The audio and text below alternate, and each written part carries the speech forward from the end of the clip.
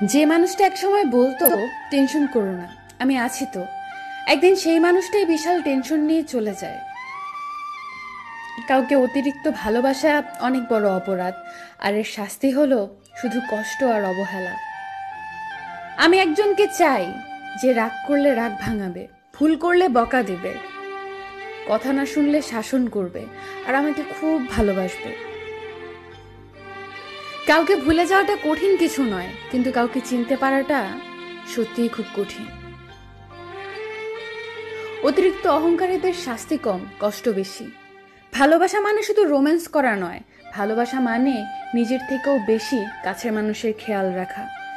যে সম্পর্ক অন্যের কথায় নষ্ট হয়ে যায় তা কখনোই সম্পর্ক ছিল না, সেটা প্রেম হোক আর বন্ধুত্ব। যে কোনো সম্পর্কের মূল ভিত্তি হলো বিশ্বাস। মানুষ যতই শক্তিশালী হোক না